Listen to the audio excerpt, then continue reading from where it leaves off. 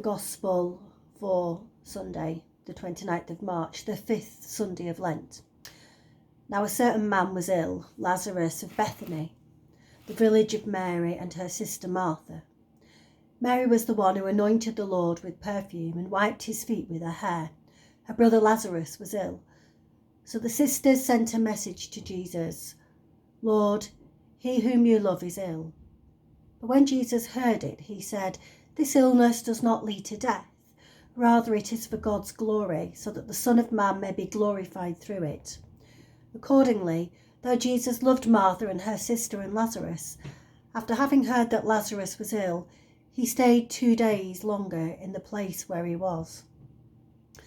Then after this he said to the disciples, "Let us go to Judea again." The disciples said to him, "Rabbi, the Jews were just now trying to stone you, and are you going there again?" Jesus answered, "Are there not 12 hours of daylight? Those who walk during the day do not stumble because they see the light of this world, but those who walk at night stumble because the light is not in them." After saying this, he told them, "Our friend Lazarus has fallen asleep, but I am going there to awaken him." The disciples said to him, "Lord, if he has fallen asleep, he will be all right." Jesus, however, had been speaking about his death, but they thought that he was referring merely to sleep.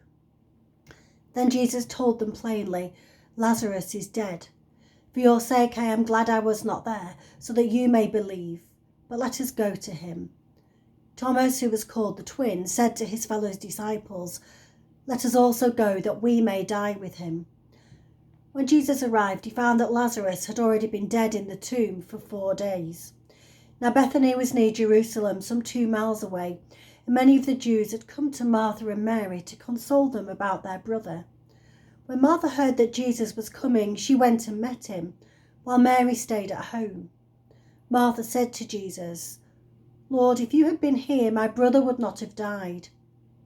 But even now I know that God will give you whatever you ask of him." Jesus said to her, "Your brother will rise again." Martha said to him, "I know that he will rise again in the resurrection on the last day." Jesus said to her, "I am the resurrection and the life. Those who believe in me, even though they die, will live, and everyone who lives and believes in me will never die. Do you believe this?" She said to him, "Yes, Lord, I believe that you are the Messiah, the Son of God, the one coming into the world." When she had said this, she went back and called her sister Mary and told her privately, "The teacher is here and is calling for you." And when she heard it, she got up quickly and went to him. Now Jesus had not yet come to the village, but was still at the place where Martha had met him. The Jews who were with her at the house, consoling her, saw Mary get up quickly and go out. They followed her because they thought that she was going to the tomb to weep there. When Mary came where Jesus was and saw him, she knelt at his feet and said to him, "Lord, if you had been here, my brother would not have died." When Jesus saw her weeping, and the Jews who came with her also weeping, he was greatly disturbed in spirit and deeply moved. He said, "Where have you laid him?" They said to him, "Lord, come and see." Jesus began to weep. So the Jews said, "See how he loved him."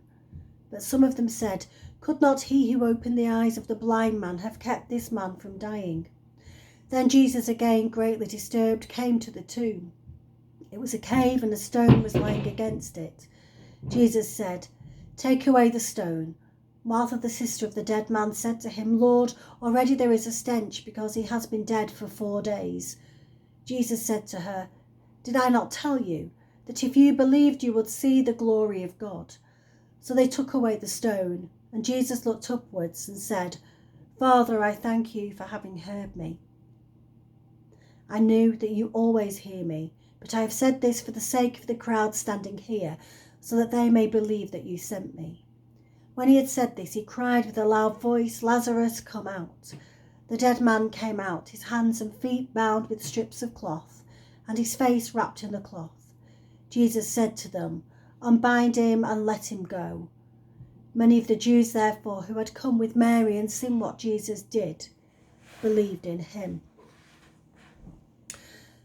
It's a bit of a weird scenario, isn't it? Preaching to you and you're here, but not here. It's hard to deliver a sermon without people to actually interact with, harder than you think.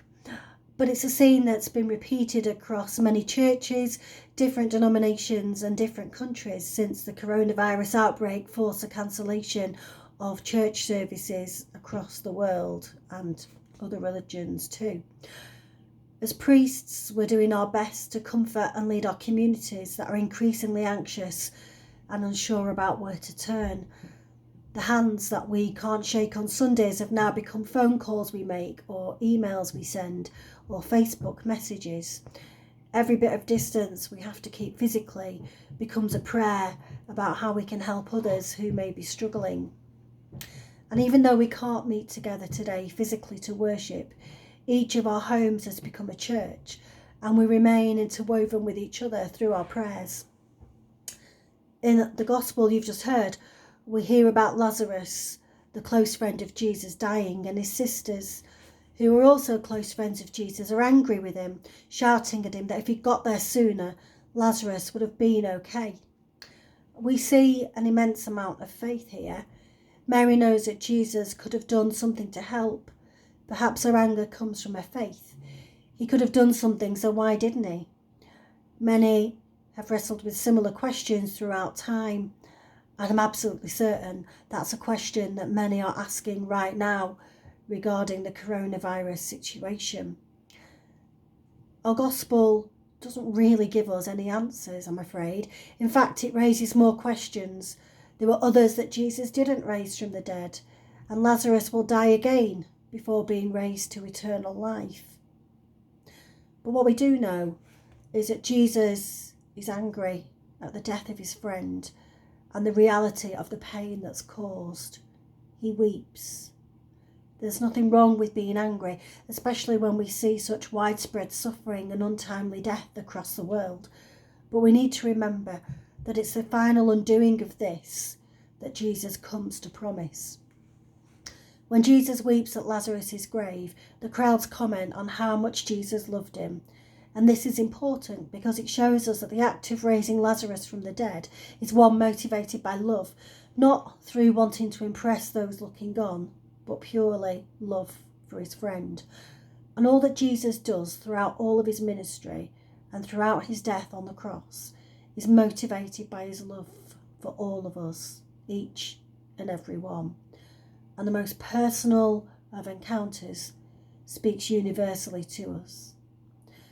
We live with the unfathomable mystery of the suffering that creation endures, but we also live with the knowledge that when our time to leave this earth comes, Jesus will call our name just like he calls his friend Lazarus to come forth into life and to live.